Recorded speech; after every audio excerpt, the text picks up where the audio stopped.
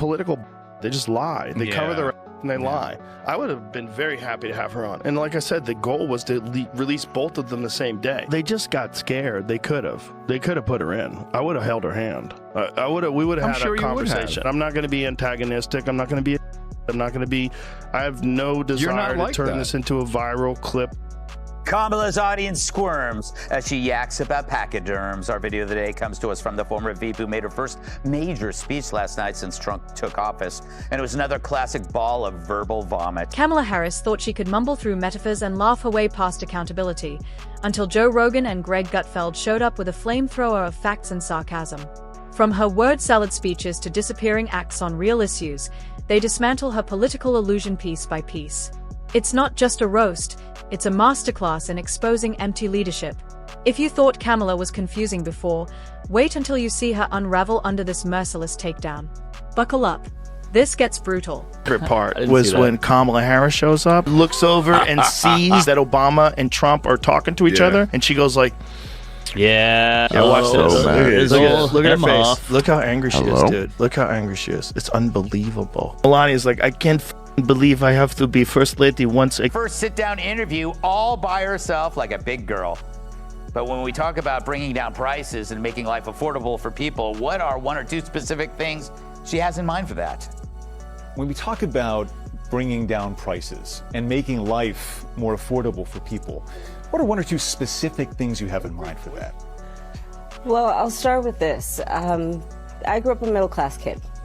My mother raised my sister and me. I grew up in a neighborhood of folks who were... Hysteria comes easy when someone builds an entire political career on awkward laughter, vague platitudes, and the uncanny ability to speak in confusing circles, like a malfunctioning GPS. Kamala Harris, once hailed as the future of female leadership, exited stage left with all the grace of a shopping cart with one squeaky wheel and 3 broken ones. It's almost poetic how she started as a prosecutor and ended up as the punchline of the very justice she once swore to serve. And then came Joe Rogan and Greg Gutfeld, armed with receipts, sarcasm, and a giant rhetorical sledgehammer. Now that Joe's incapacitated, Cam gets celebrated. It's a master class in kissing some Cam ass. Video of the day comes to us from liberal media hacks who can't get enough of Kamala Harris since she became the Dems presidential. Sharpton's like, please kill me. Sorry, Joe, the analogy doesn't quite work because unlike Rocky, Kamala can't blame her bizarre speeches on repeated blows to the head. If you're enjoying this video, please make sure to subscribe to the channel and hit the bell icon. Let's start with Kamala's legendary skill of stringing together sentences that sound like she read the instructions to an IKEA cabinet out loud after a margarita or 6. Kamala didn't speak in policy. She spoke in loops. Try diagramming one of her speeches. It's less a sentence and more of a verbal kaleidoscope. Joe Rogan couldn't let that slide. He dug into it like a man trying to find a coherent thought in a word salad made of recycled TED Talks and middle school motivational posters. Adage an historian once called a law of history. True of every society across the ages. The adage is, only when it is dark enough can you see the stars. I know many people feel like we are entering a dark time, but for the benefit of us all, Rogan described her logic as a glitch in the matrix with a caffeine addiction. One moment, she was nodding emphatically at a crowd for clapping at nothing. The next, she was passionately explaining the passage of time, as if she had just discovered it. You almost wanted to hand her a clock and a hug. It was less leadership, more like a live-action philosophy class taught by someone who once read a Plato quote on a coffee mug. That lady making fun of the guy selling her the champagne because he wasted his vote on Trump. He asked me why I was getting the champagne, and I said, because I'm going to be toasting Madam President tonight. And I said, you do realize you wasted your vote, right? I walked out with my bottle of champagne. She really believed it. So, as you know, Kamala Harris did not win the election. Greg Gutfeld, of course, took it personally.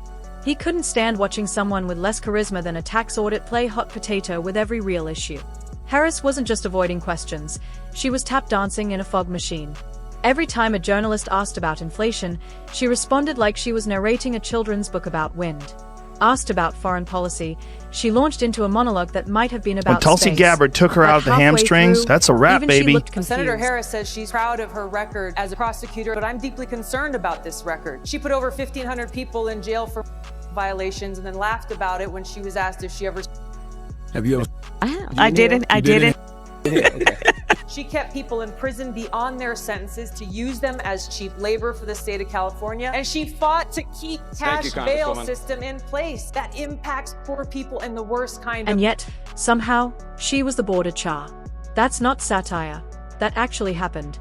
Kamala Harris was in charge of border security, and she visited it about as often as she visits a library, virtually never. Rogan compared her leadership to putting a squirrel in charge of airport security, technically alive and moving, but the odds of success are minimal and mostly involve chaos. Gutfeld pointed out the irony. Kamala once campaigned on transparency and progress, then spent most of her term hiding from the press like a teenager avoiding chores. Whenever a tough issue came up, Afghanistan, Ukraine, inflation, Kamala vanished faster than accountability at a DNC retreat. She popped up only when it was time to cut ribbons or awkwardly wave at festivals, usually while explaining climate change using metaphors that sounded like rejected song lyrics. That's not science. That's a horoscope. He joked that listening to her talk about climate change was like asking a barista to explain the science behind a black hole, polished delivery, but absolutely no substance. Today, that is the least liked vice president of all time, the least popular vice president of all time, and then use gaslighting and the full force of the media machine to turn her into the future and hope. Right. And then she's gonna be changed, even though she's the sitting vice president. And then on top of that, this idea of change when the Democrats have been in control for what, 12 of 16 years? Right. Which is crazy. Like, this is the change. Yeah, I mean, obviously, I view this election as a turning point, like a fork in the road of destiny that is incredible. Greg loved her EV speeches. Remember, Kamala was obsessed with electric school buses, not infrastructure, not grid expansion, just the aesthetic of yellow electric buses, as if the world could be saved by giving third graders a smoother ride to school. Gutfeld compared it to repainting the Titanic mid-sinking. And then there was her world diplomacy tour, a masterclass in international awkwardness. She visited countries like Poland and Germany, and treated it like she was hosting an icebreaker at summer camp, nervous giggles, vague slogans, and the occasional accidental insult. Rogan said watching her at a global summit was like watching a substitute teacher try to explain nuclear disarmament using sock puppets. But even more hilarious, she somehow became the poster child for leadership while actively avoiding the concept. She outsourced decisions, ducked responsibility, and delegated more than a bride planning a wedding she had no intention of attending. One nice thing about Kamala Harris? I mean, she's there. Yeah. Good job. I mean, if this is Rocky, then it's Rocky 4, and Biden's Apollo, and Nancy Pelosi's the Russian that kills him. But like Donnie Douche, he said he's in love with her, and now his sex doll is very jealous. Greg Gutfeld called it leadership by proxy and joked that her job description could be summarized as existing loudly near the president. Speaking of that, even Democrats had trouble defending her. Behind closed doors, many treated her like a human PR liability. Her poll numbers dropped so low, they were spotted digging tunnels with Joe Biden's approval ratings. Rogan likened her support base to the Loch Ness Monster, rumored to exist, but nobody had actual proof. Of course, her media appearances were legendary. Whether it was late-night talk shows or daytime fluff, Kamala showed up ready to dazzle, with absolutely nothing to say. It was like watching someone smile confidently while answering a math problem with interpretive dance. Greg couldn't get enough. He said her interviews were the political version of modern art. You're not supposed to understand it. You're just supposed to nod and pretend it's brilliant. I saw that video from a couple of weeks ago, the one of the elephants at the San Diego Zoo during the earthquake. And as soon as they felt the earth shaking beneath their feet, they got in a circle and stood next to each other to protect the most vulnerable. Think about it. What a powerful metaphor. Yeah.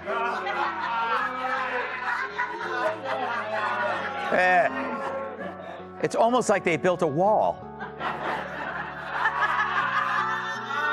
Joe zeroed in on her debate performances from the past, back when she tried to be the iron fist in a velvet glove, but came off more like a lecture from a tired HR manager. She roasted her own party members in the primaries, then joined them with the enthusiasm of someone pretending to enjoy a vegan casserole. Her authenticity had the shelf life of a TikTok trend, and the crowd knew it. But even beyond her baffling communication style and vanishing act leadership, Kamala's legacy became a comedy gold mine for the likes of Rogan and Gutfeld because of how desperately the media tried to frame her as brilliant. Every time she spoke in vague riddles or fumbled her way through a press conference, legacy outlets called it bold, strategic, or layered. Rogan compared it to trying to sell decaf as rocket fuel. Gutfeld pointed out the reverse Midas touch she brought to every project. The more she endorsed something, the faster it imploded. She once launched a national tour to promote voting rights and ended up in a viral video where she sounded more confused than an owl in daylight. Even her fan base started begging her to stop helping. She like a joke even among Democrats, like 10 seconds ago, like literally like a day ago. Yep. And now it's like the country's rallying around. I know. Like, yeah. What? I don't know. I don't even. Yeah, we're so easily manipulated, and they're all doing it in lockstep. Yeah, no doubt about it. There's no doubt about it. She was, she polled as the least popular vice president of all time. Yeah. She is, you know, I had dinner with a friend of mine recently who actually knows her. He says she's very smart. And nothing was more ironic than her image as a voice for justice while dodging questions about her prosecutorial past like it was a surprise pop quiz. Kamala, the crusader for reform, somehow forgot about Kamala, the Attorney General, with a resume full of tough-on-crime policies and blocked evidence cases. Rogan didn't even have to exaggerate. He just read her record and made people laugh by exposing the contradiction. Then there was the infamous bus ride moment, where she cackled through a speech about economic growth while the country faced skyrocketing gas prices and record inflation. Gutfeld said it was like throwing a pizza party during a famine and calling it morale boosting. Kamala's departure from office wasn't a resignation. It was a slow fade into irrelevance, with the same enthusiasm as an unplugged alarm clock. And yet, somehow, even in her silence, she still managed to trend. For awkward interviews, for confusing speeches, for treating every camera like a personal improved stage. Rogan joked that if aliens landed and Kamala was their first contact, they'd assume Earth ran on giggles and inspirational gibberish, then promptly leave. Get together like, hey, are you trying to get me to hate superhero movies? You trying to show me your real weird personalities and get me to hate superhero movies? Kamala forever! That's better. Why are you doing that? If I was running the Avengers, I'd be like, hey guys, cut this shit. Do you think one person is going to vote for Kamala Harris because they saw that Iron Man wants them to vote for Kamala Harris? Are you crazy? Gutfeld reminded everyone that Kamala was supposed to be the heir apparent, the next big thing. And what did America get? A mixtape of missed opportunities, linguistic gymnastics, and a masterclass in how to say everything without actually saying anything. Joe called her career a case study in how style without substance collapses under the weight of expectations. Kamala wasn't a villain. She was a cameo in a drama that needed a main character. Her biggest accomplishment may have been lowering the bar so far that future leaders will need a backhoe just to find it. And let's not forget her final press tour, where she re-emerged briefly to endorse policies she once pretended to understand. Gutfeld said it felt like watching a sitcom character show up in a drama series, jarring, out of place, and purely for ratings. The guest list? A microphone, a confused audience, and a metaphor about time. Harris is the Democrat candidate for president of the United States. I'll give you a second to come to. The border czar who couldn't find our southern border on a map of Texas now wants to be America's commander-in-chief. Kamala couldn't lead a campfire sing-along, let alone the country's armed forces. But does that matter? Not to the media. Now, they would like this framed as a team sport battle, left versus right, Democrat versus Republican. But in reality, it's the media narrative machine versus... The roast doesn't end here. Because as long as political ambition is confused with PR strategy, and leaders think vague slogans are enough to guide a nation, there will always be another Kamala waiting in the wings. And Joe and Greg? They'll be waiting, too. MIC's hot. Sarcasm loaded. Ready for the next episode in America's most unintentionally hilarious political sitcom. She didn't just fade out of relevance, she tripped over her own teleprompter on the way down. Kamala's grand finale in politics was less of a MIC drop and more of a fumbled handoff at a relay race no one was watching. Even her own party distanced itself so fast you'd think she was the political version of an accidental reply-all email. The legacy she left? A trail of nervous laughter, incoherent metaphors, and policy promises that aged like unrefrigerated seafood. That I could do it, and I even offered to do it late that night. So the night that Trump came on, I'm like, what if we do her, like when she's done in Texas, if she came here? But no one ever committed to doing it. This is like really important because they keep pretending that I lied or I did this or I did that. They never committed to doing it. Well, we went through, I've got a whole, we have all the receipts, by the way. Of course. I have a whole list of conversations that. Rogan capped it by saying her career proved that charisma without content is just theater. And Kamala wasn't Broadway. She was community improved night with a broken spotlight. Every policy appearance felt like watching someone try to do algebra with finger puppets. And the crowd only clapped because they didn't know if she was finished or just buffering. Gutfeld, in peak form, said if Kamala were a brand, she'd be the mystery flavor of a failed soda. Briefly hyped, quickly dumped, and now a trivia question no one wants to answer. Her story was a cautionary tale. In over-promising and under-delivering, wrapped in nervous chuckles and deflective slogans. In the end, Kamala Harris didn't redefine leadership. She redefined how low expectations could go while still getting primetime press. A masterclass in political airballing. And as she slides into the back pages of history, one thing's for sure. Whatever comes next, it'll be hard to top this much confusion packaged as confidence. But with politics,